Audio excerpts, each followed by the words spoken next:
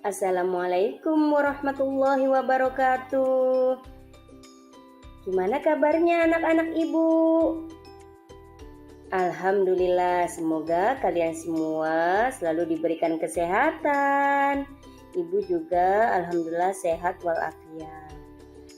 Anak-anak, pada kesempatan kali ini kita akan belajar di kelas 5, tema 2, subtema 1, pembelajaran ke-1. Tema 2 ini mengenai udara bersih bagi kesehatan. Pada kesempatan kali ini kita fokus mempelajari alat pernapasan pada hewan. Nah, anak-anak, semoga nanti kalian bisa mengikuti pelajaran kali ini. Anak-anak, sama halnya seperti manusia, bahwa hewan juga bernapas untuk mengambil oksigen dan membuang karbon dioksida. Namun, sistem pernapasan pada hewan berbeda dari manusia. Bahkan, sistem pernapasan pada hewan berbeda sesuai jenisnya. Berikut ini, Ibu akan menjelaskan sistem pernapasan pada beberapa jenis hewan. Nah, sistem pernapasan pada hewan yang pertama yaitu cacing. Kalian tentu tahu kan cacing? Nah, cacing tidak mempunyai alat pernapasan khusus karena cacing bernapas melalui permukaan kulit. Cacing menyukai tempat yang lembab untuk menjaga supaya kulit tubuhnya selalu basah dan berlendir untuk memudahkan penyerapan oksigen dari udara.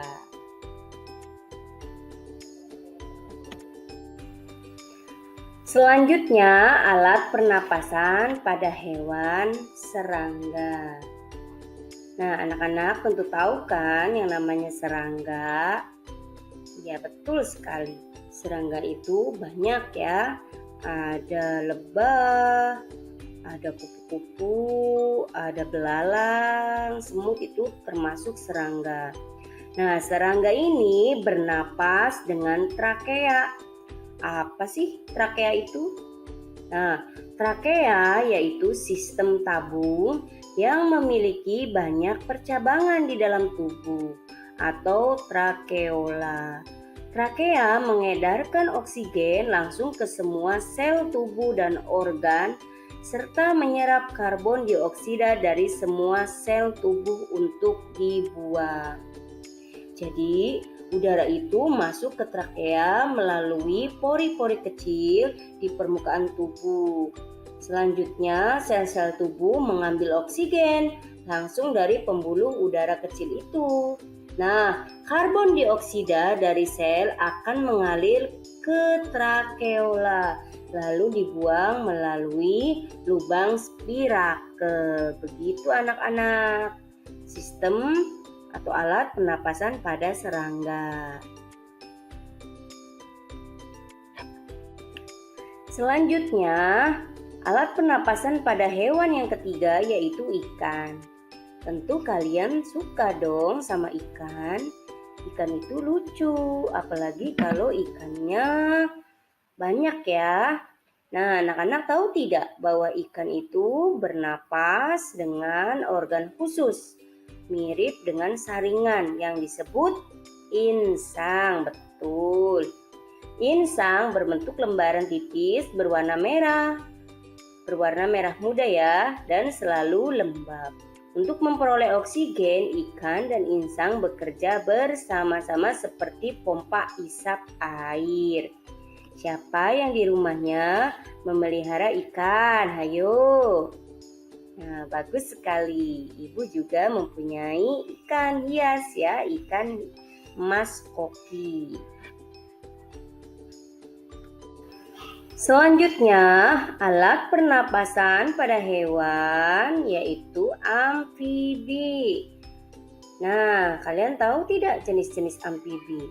Ya, amfibi itu katak ya.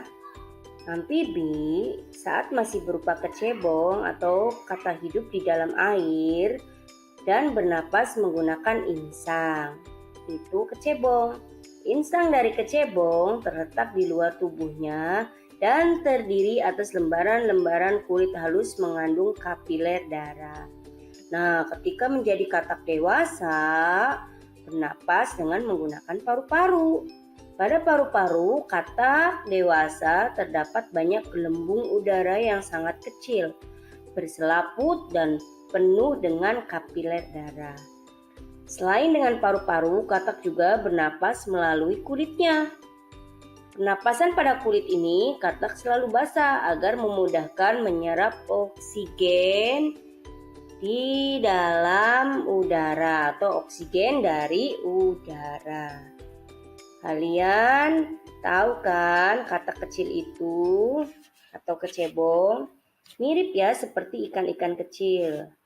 Awas jangan salah ya, dulu waktu kecil juga ibu sama mengira bahwa itu ikan kecil. Ternyata beberapa hari kemudian itu berubah menjadi katak-katak yang remaja. Jadi jangan salah melihat ya anak-anak. Selanjutnya, alat pernapasan pada hewan yang kelima yaitu reptil. Nah, kalian perlu tahu kan reptil? Reptil bernapas menggunakan paru-paru. Cara kerjanya yakni udara masuk melalui hidung, lalu ke batang tenggorokan, lalu ke paru-paru. Hewan yang termasuk jenis reptil ini diantaranya ular, kura-kura, kadal, cicak, buaya, dan biawak ya. Nah, di dalam reptil ini paru-paru reptil terletak di dalam rongga dada dan dilindungi oleh tulang rusuk. Paru-paru reptil ini sangat sederhana anak-anak, hanya ada beberapa lipatan dinding yang terdapat memperbesar permukaan paru-paru. Namun paru-paru kadal dan buaya lebih kompleks dengan belahan dan bertekstur seperti spons. Itu perbedaan antara reptil hewan buaya dan ular ya anak-anak.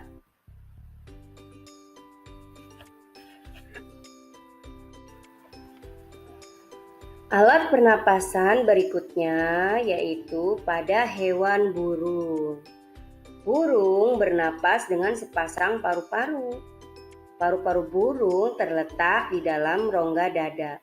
Cara kerja sistem pernapasan pada burung yakni udara masuk melalui lubang hidung pada pangkal paru sebelah atas, kemudian udara masuk ke pembuluh udara yang disebut trakea. Dari trakea inilah udara sebagian masuk ke paru-paru dan sebagian lagi masuk ke kantong udara. Ya. Nah, anak-anak kalian tahu tidak fungsi kantong udara pada burung itu untuk apa? Fungsinya ketika burung terbang itu burung menghirup udara sebanyak-banyaknya saat tidak lagi terbang. Sebaliknya, saat sedang terbang, burung tidak menghirup udara. Kenapa? Karena dia menyimpan udaranya itu di dalam kantong udara burung. Begitu anak-anak, makanya ketika burung terbang sangat jauh pun dia masih kuat ya. Karena dia menyimpan udaranya ketika tidak terbang itu di dalam kantong udara. Begitu anak-anak, semoga kalian dapat memahami ya.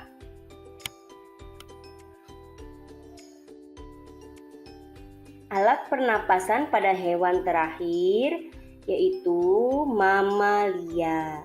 Nah anak-anak, ada dua jenis mamalia, yaitu mamalia darat dan mamalia air.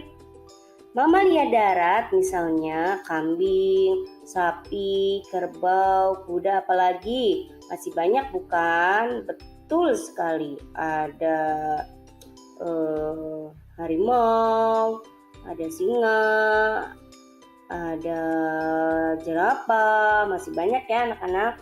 Itu adalah mamalia darat. Sedangkan mamalia air misalnya paus dan lumba-lumba. Alat pernapasan mamalia darat terdiri atas hidung, pangkal tenggorok, batang tenggorok, dan paru-paru. Pada mamalia air, hidungnya dilengkapi dengan katup, ya. Nah, anak-anak, di dalam alat pernapasan mamalia ini, khususnya di air, hidungnya dilengkapi dengan katup. Saat mamalia tersebut menyelam, katup akan menutup. Sebaliknya, saat mamalia tersebut muncul ke permukaan air, katupnya terbuka. Saat itulah mamalia air tersebut akan menghirup oksigen serta mengeluarkan karbon dioksida dan uap air. Itu perbedaan alat pernapasan pada hewan mamalia di darat dan mamalia di air. Apa kalian sudah mengerti penjelasan dari Ibu? Semoga dapat dipahami ya anak-anak Ibu, anak-anak hebat.